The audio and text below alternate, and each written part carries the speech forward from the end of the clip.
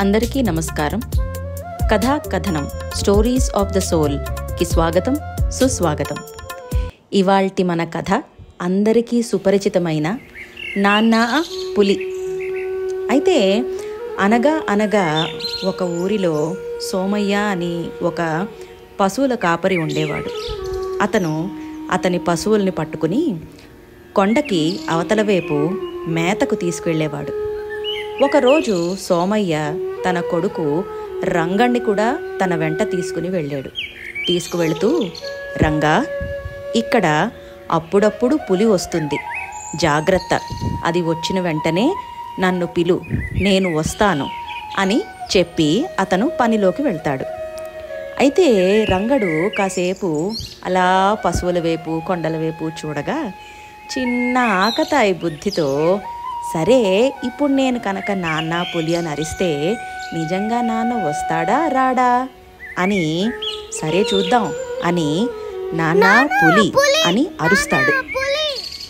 అరవగా వెంటనే సోమయ్య అతని స్నేహితుడు పరిగెత్తుకుంటూ రంగడి దగ్గరికి వస్తారు. వచ్చి చూడగా అక్కడ పులి ఆనవాళ్ళు ఏమీ కనిపించవు.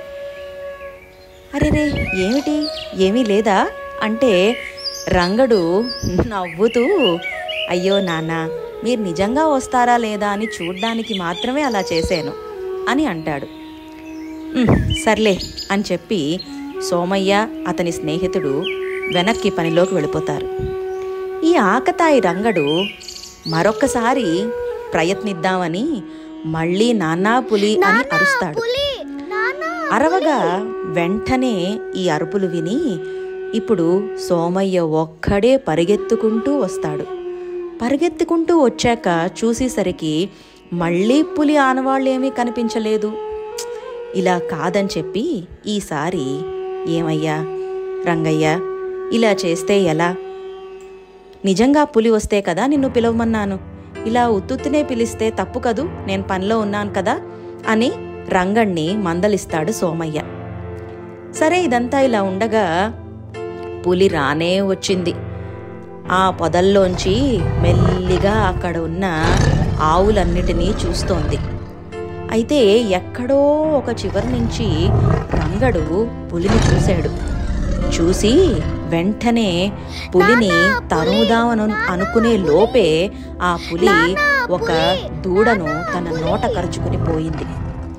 ఈ మధ్యలో రంగడు ఎన్నిసార్లు నాన్నా పులి అని అరిచినా, ఎంతమందికి వినిపించినా కూడా ఈ రంగడింతేలే, ఇలా అరుస్తూనే ఉంటాడు, ఇప్పటికే 2 సార్లు అరిచాడు కదా, ఏమీ వెళ్ళక్కర్లేదు అని కూర్చునే ఉంటారు అందరూను. అరెరే, ఎంత పిలిచినా ఎవ్వరూ రాలేదు.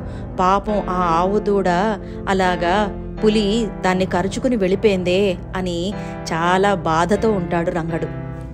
ఇదంతా అయిన తర్వాత కిందకు వచ్చిన తర్వాత సోమయ్యకు కూడా ఈ విషయం తెలిసి చాలా బాధపడతాడు. అయితే ఇదంతా జరిగిన తర్వాత రంగళ్ళలోని ఒక పరిణామం చోటు చేసుకుంటుంది.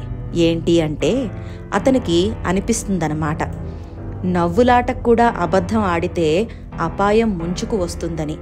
అందుకే జీవితంలో ఎన్నడూ కూడా హాస్యానికి కూడా అబద్ధం ఆడకూడదు అని. అలాగే మనం కూడా అబద్ధం ఆడవద్దు, అపాయాన్ని తెచ్చుకోవద్దు. సరేనా? ఇక కథ కంచికి, మనం ఇంటికి. ఈ కథ గనక మీకు నచ్చినట్లయితే please like, share and subscribe. Signing off.